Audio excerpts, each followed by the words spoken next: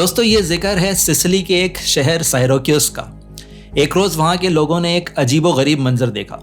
उन्होंने देखा कि साइरोक्यूस की सड़कों पर एक शख्स इंतहाई मुसर्रत के आलम में दीवाना वार लेकिन तकरीबन बेलिबास हालत में सड़कों पर भागे जा रहा है और साथ साथ वो चीख रहा था यूरिका यूरिका, यानी मिल गया मिल गया। वहाँ के लोग उसको शौक के आलम में देख रहे थे क्योंकि ये कोई आम शख्स नहीं था। ये साइरोक्यूस की आर्मी का चीफ मिलिट्री इंजीनियर था और इसका नाम था आर्शिमीदस।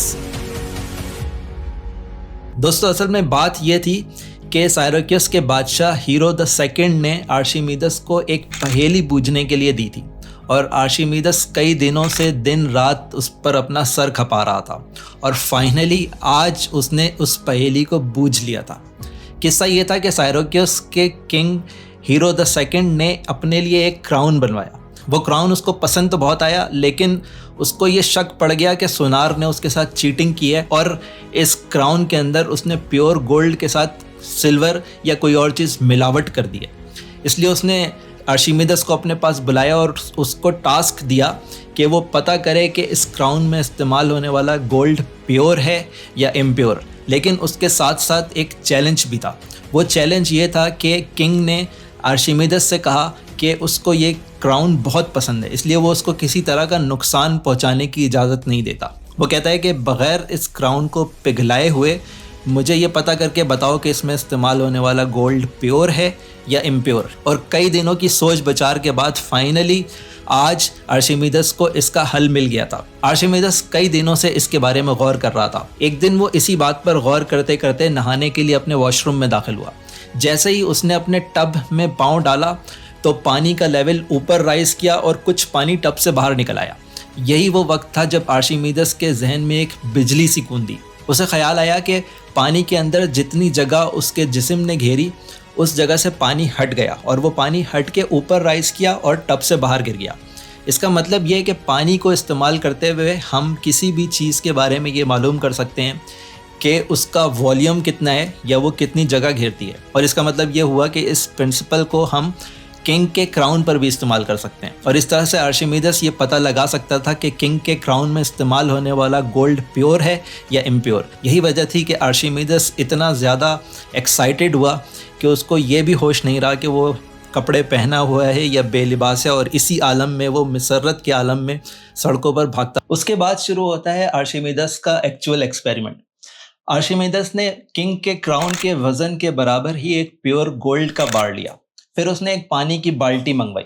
अब यहाँ पे समझने वाली बात यह है कि अगर किंग का क्राउन प्योर गोल्ड से बना हुआ है तो उस क्राउन को पानी में डालने पर पानी का लेवल उतना ही राइज करना चाहिए जितना गोल्ड के बार को पानी में डालने पर उसका लेवल राइज करना चाहिए। उसकी वजह यह है कि अगर तो वो क्राउन प्योर गोल्ड से बना हुआ है तो क्राउन और प्योर गोल्ड दोनों एक ही मटेरियल है और उन दोनों का वज़न भी बराबर है। इसका मतलब यह हुआ कि उन दोनों का वॉल्यूम होगा, यानी वो दोनों जितनी जगह घेरेंगे वो भी बराबर होनी चाहिए। इस वजह से जब उन दोनों को पानी में डाला जाएगा तो दोनों की वजह से पानी का जो लेवल राइज करेगा वो इक्वल होना चाहिए।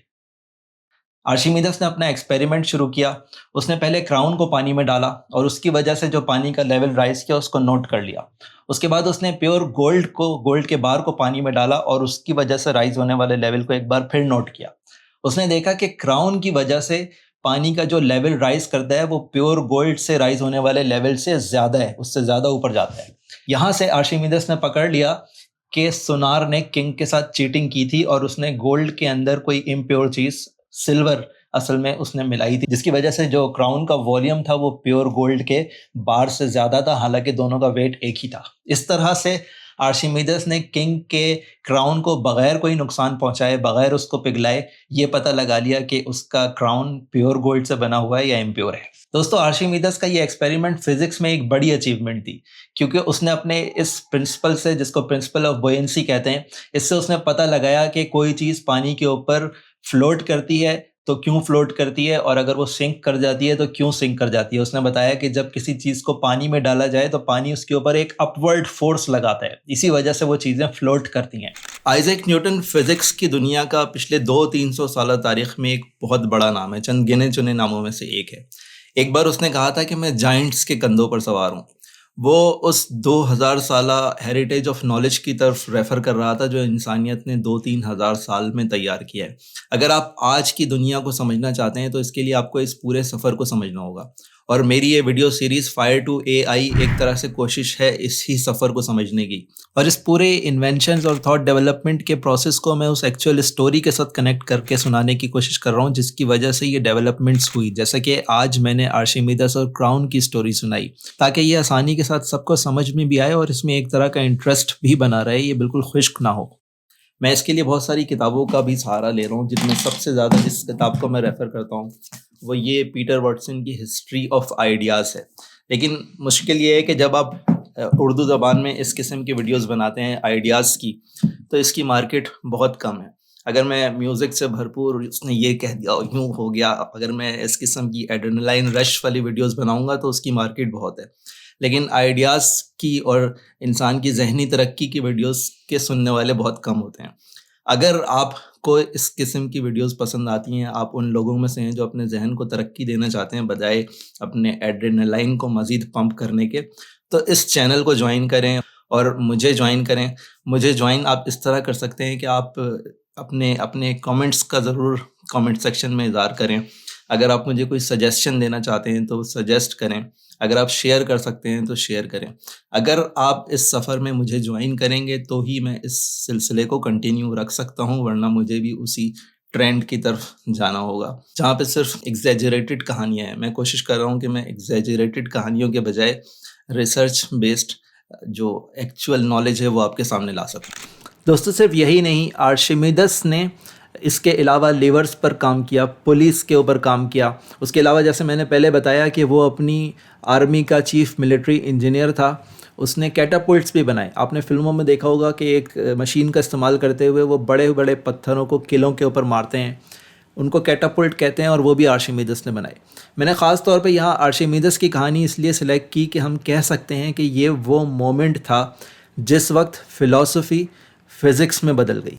लेकिन जिस जगह से आर्शिमिदस ने तालीम हासिल की थी वो इससे भी ज़्यादा इंटरेस्टिंग थी। हम कह सकते हैं कि वो जगह एंशिएंट वर्ल्ड की सिलिकॉन वैली थी। एंशिएंट वर्ल्ड की वो सिलिकॉन वैली कौन सी है ये देखने के लिए आपको इंतज़ार करना पड़ेगा इस सीरीज़ के अगले चैप्टर का। अपने कमेंट्स का ज़रूर नीचे इज़हार करिएगा। अस्सलाम वालेकुम।